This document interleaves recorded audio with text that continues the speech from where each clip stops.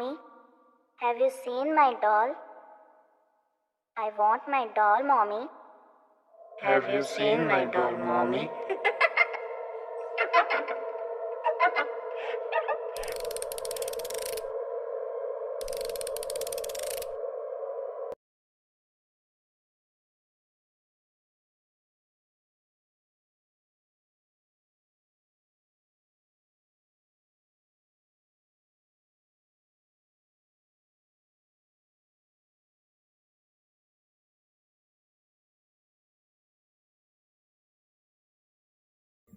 दोस्तों, आप सभी ने छोटे मोटे गांव, कस्बों या छोटे इलाकों में अक्सर भूत प्रेत की कहानियां सुनी होंगी।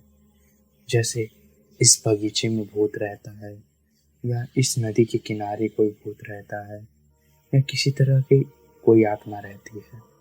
पर दिक्कत ये होती है कि हमें ऐसी चीज़ों पर विश्वास करना बहुत मुश्किल हो जाता है।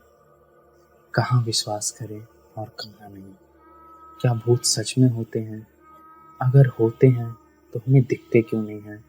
जिन्होंने भी इसका सामना किया है वो इसे 100% सत्य मानते हैं, और जिन्होंने नहीं किया है वो झूठ।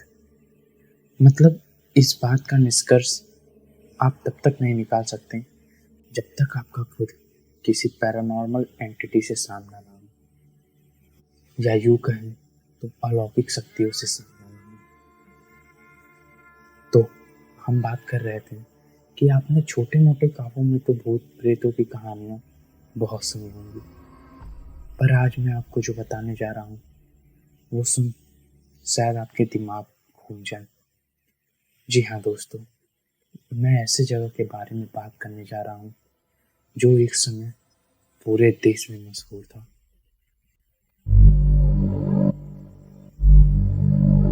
कुंदन बाग। हैदराबाद के कुंदन बाग कॉलोनी में एक घर है जो सन 2002 से अभी तक खाली पड़ा है। सन 2002 में ये घर चर्चे में आया था, और इस घर ने अच्छों की नींद उड़ा दी थी। यहाँ तक कि इस घर ने लोगों को वो कॉलोनी छोड़कर भी जाने के लिए मजबूर कर दिया था। पर क्या था आखिर इस घर में? क्या कहानी थी आखिर इस घर की? इस वीडियो में हम यही जानेंगे और इस घर के रहस्य के बारे में जानेंगे। दोस्तों, मेरी ये कहानी मेरे बाकी कहानियों से थोड़ी सी अलग है। हम इस कहानी को एक केस स्टडी की तरह देखेंगे, क्योंकि इस घटना के बारे में कहीं भी पूरा पुख्ता सबूत नहीं है, और ना ही किसी का ऐसा कोई ठोस बयान है जिसके बदौलत हम इस घटना को 100% सत्य माने, या फिर किसी के आप बीती का नजरिया दें। तो हम इस कहानी को एक केस स्टडी की तरह देखेंगे। सन 2002 में पुलिस एक चोर को गिरफ्तार करती है, जो बताता है कि वो एक घर में चोरी करने के लिए गया था, जहां उसे 3 लाशें दिखी थी, और वो घर कोई और नहीं, कुंदन बाग का वही वीराना घर है। चोर की बात सुनने के बाद जब पुलिस उस घर का जांच करने जाती है तो पाती है कि मेन गेट पर ताला लगा है। जब और छानबीन करने के बाद पुलिस एक छोटे से गेट से अंदर घुसती है और अंदर जाकर छानबीन करती है, तो पुलिस ऑफिसर्स को मिलता है कि वहाँ 3 औरतों का लाश पड़ा हुआ है, एक माँ और 2 उसकी बेटियाँ। पुलिस उसके बाद उस लाश को बाहर निकालती है और पोस्टमार्टम के लिए भेजती है। पोस्टमार्टम में पता चलता है कि उनकी मौत कुछ 6 महीने पहले ही हो चुकी है। 6 महीनों से उनकी बॉडी उसी घर में सड़ रही थी। मौसम ठंडा होने की वजह से शरीर अभी तक पूरी तरीके से नहीं सड़ा था। हाँ, कुछ कुछ हिस्से सड़ गए थे, पर 6 महीने में सामान्यतः जितना शरीर सड़ जाता है उससे तो कम ही सड़ा था। पुलिस अंदर घुसती है तो और पाती है कि जमीन पर जगह जगह पेपर्स फेंके हुए थे। डेड बॉडी के बगल से कुछ काला द्रवनुमा पदार्थ मिलता है, जो शायद वही जहर था जिसे खाकर तीनों ने अपनी जान दी थी।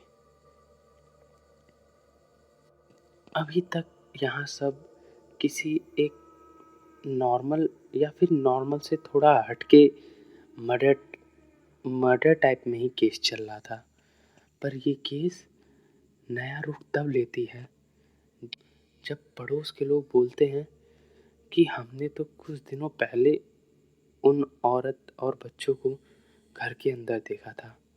और ये बात बाहर आते ही ये खबर पूरे देश में किसी आग की तरह फैल जाती है, क्योंकि ऐसा कहने वाले पड़ोस के सिर्फ एक ही दो लोग नहीं थे। उस कॉलोनी के लगभग सभी लोगों ने कुछ हफ्तों पहले तक उस औरत और उन बच्चियों को देखने का दावा किया था। उस औरत और उन बच्चियों पर सबका ध्यान इसलिए रहता था क्योंकि वो थोड़े से अजीब थे।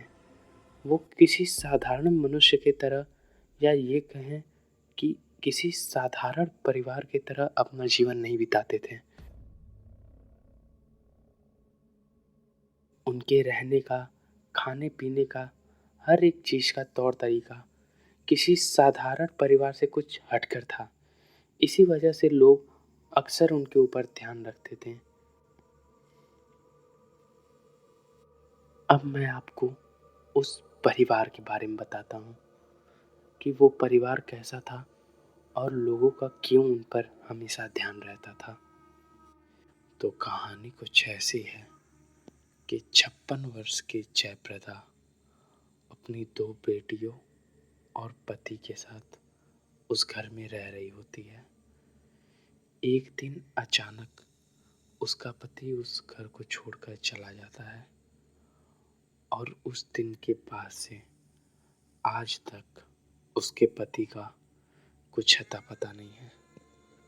लोग ऐसा कहते हैं कि उसके पति के जाने का कारण वो और उसकी बेटियां ही थी।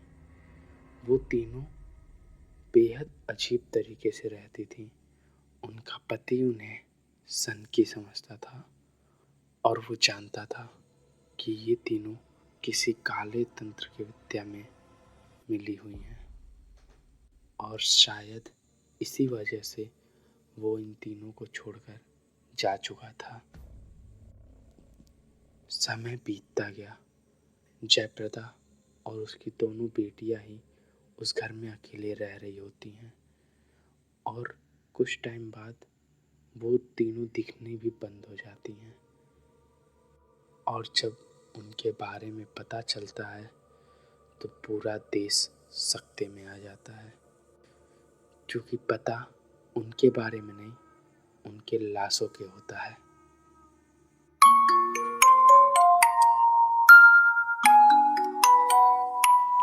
सितंबर 2002 में उनकी लाश मिलती है।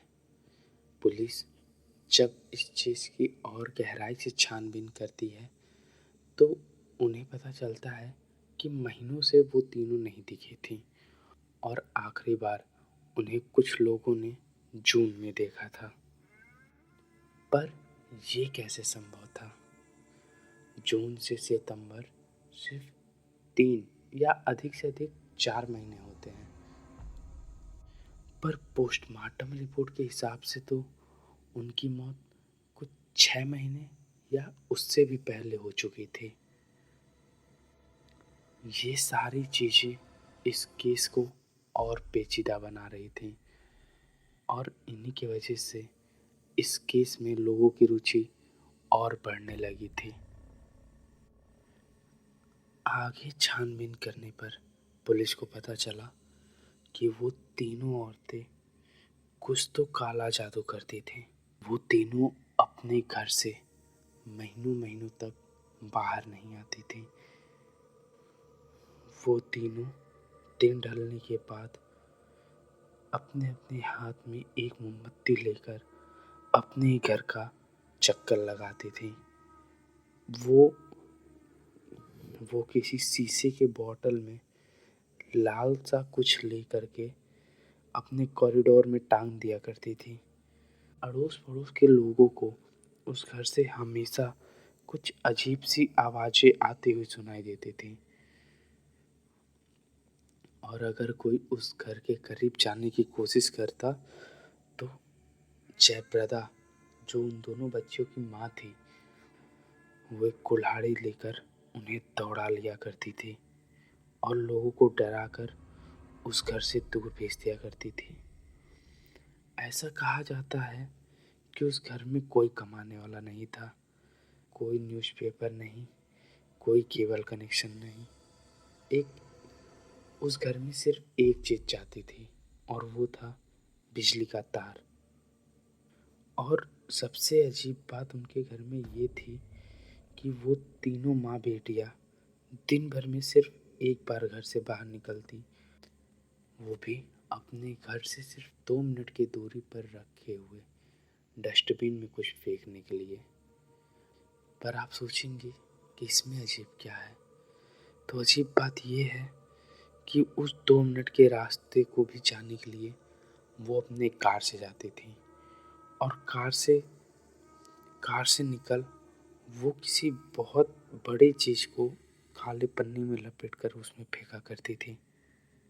पड़ोस के लोग बताते हैं कि उनकी डेड बॉडी मिलने से कुछ टाइम पहले तक उन लोगों ने उन दोनों बच्चियों को गाना गाते हुए सुना है। वो दोनों बच्चियाँ अक्सर दिन ढलने के बाद कोई तो धुन गुनगुनाया करती थी, जिसकी आवाज़ आसपास के घर के दीवारों को दहला देती थी। पर किसी की इतनी हिम्मत नहीं होती थी कि वो जाकर उनसे बात करे या उनकी प्रॉब्लम को पूछे।